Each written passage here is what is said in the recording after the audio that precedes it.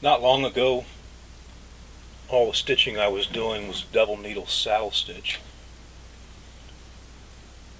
like this shoulder pad here. And you probably would have a hard time telling the difference between this technique and a stitch that's done by a machine, just looking at it. But I really believe that the double needle manual saddle stitch is a superior stitch, because it is. It's just it's stronger, and it's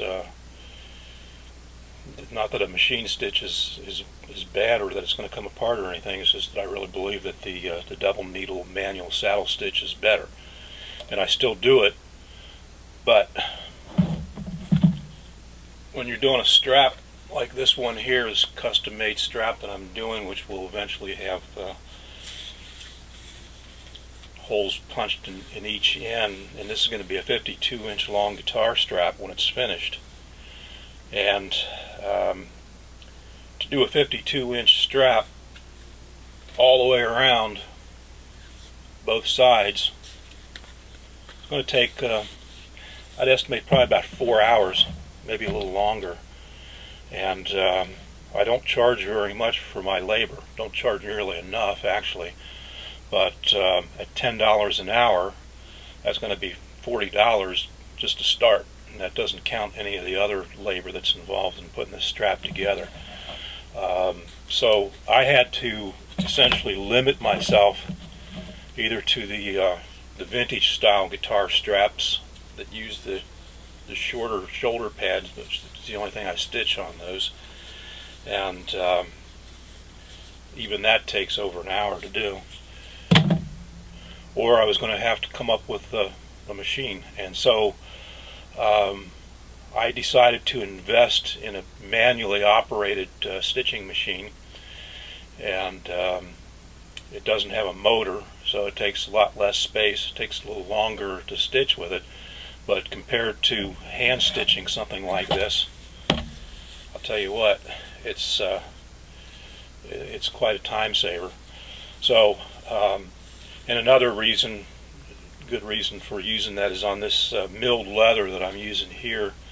It's very pliable, and I think it's just a little harder to punch, because every hole when you're manually stitching has to be pre-punched and then auled out, and it's just a little bit more difficult to do that with this milled leather than it would be with a ordinary leather like this here, like this strap pad here. So I wanted to give a little demonstration on how I do this stitching with the machine. The machine's made by Tippmann and in Fort Wayne, Indiana, and they call it a Boss, B-O-S-S, and it's a real time saver. And if you can get one of these used, or get one on sale like I did, Tippmann was running a sale on these a while back, and they really hold their resale value. So if you can get one on sale, you probably can get one for about the same price as one that's in good condition used. Without further ado, I will give you a short demonstration on how I go about stitching these guitar straps on my manually operated Boss stitcher. Okay, so I've loaded the strap into the machine. I don't know whether loaded is the best term to use for it, but it's the only thing that came to mind. And I've done the first few stitches up here and back stitched those, and now I'm ready to proceed on down the strap here. And this is going to just be a very long loop, and I'll be coming all the way back around here, overlapping the first few stitches with the last few stitches, and then we'll be done. So this is how it goes. little slow at first. It doesn't pay to be in too big of a hurry when you're doing this. And what I'm doing, I've scribed a guideline in through here, and I've got an oval opening in my foot here that I'm looking through. I have the light here, and it's just a matter of just continually feeding the piece into the machine so that the needle always goes right through the guideline, like so. And then once you get started on this, you can kind of pick up your speed like I'm doing here, and it still takes a while, but as you can see, I'm making pretty good progress here. Each one of these stitches that I'm doing here, if I was doing these manually,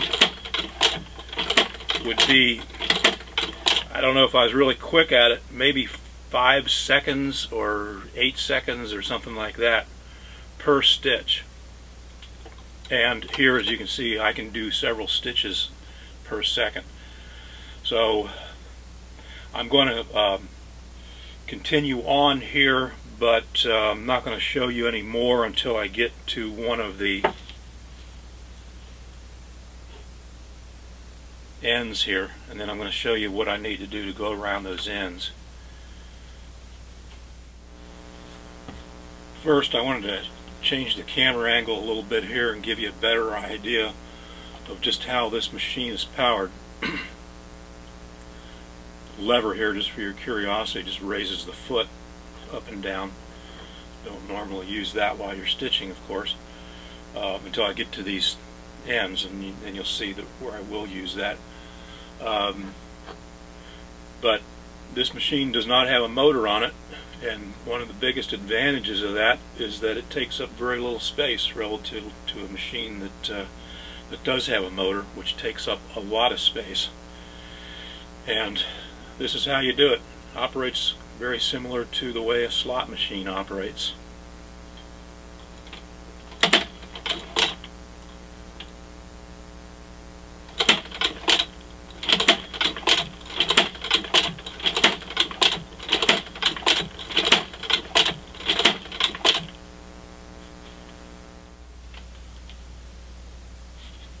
Okay, now I'm moving down into the end here of the strap where we have this curve, and then at some point here we need to turn the strap 180 degrees so we can come down and do the other side of it. So as I move into this curve, I need to start watching my guideline here, and may have to lift the foot up just slightly as I move around here.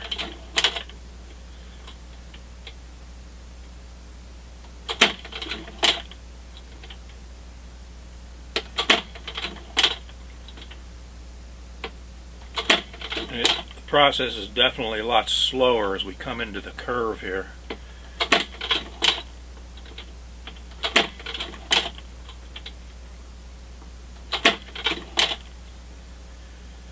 And there are a couple of ways of doing this. One school of thought is that you turn the leather with the needle down in the leather, and I have had miserable luck with that process.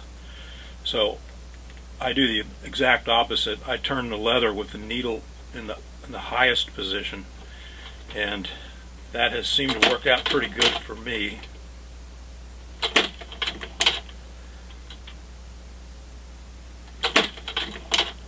Got about one more that I can do here, and now I'm going to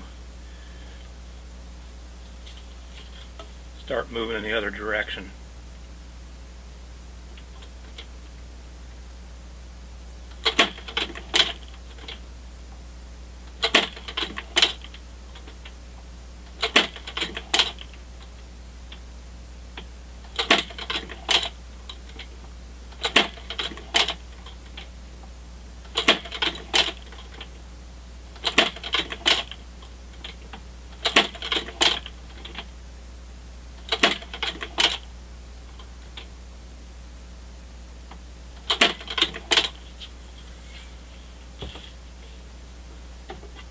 lift the foot a little bit, get lined up with my guideline.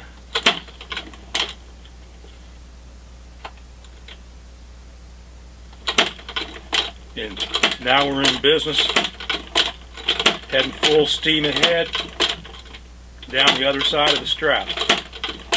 And I'll finish this up as we come around the other end and into the home stretch and the finish in the next section. Okay, now we're coming through the final curved section, and so we'll be coming into the home stretch in just a few stitches here.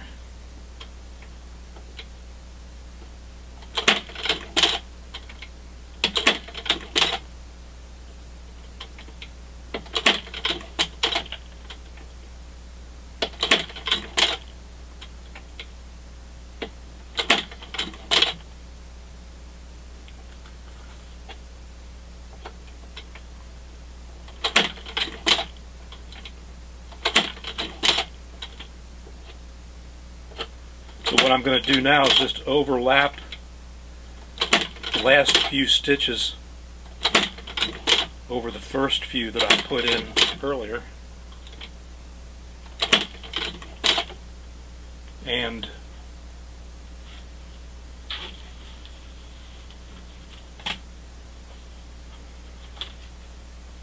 that should about do it.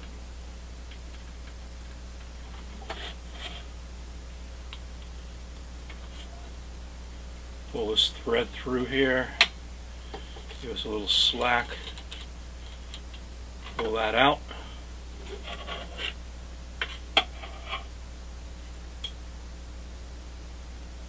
Snip.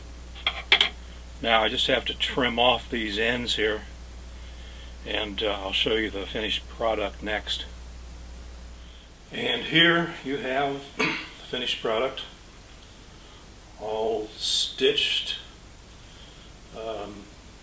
The edge is nicely finished, and a sealer applied along the entire length. Also, as you can see, I punched holes for the strap locks and installed the strap locks, so it's done.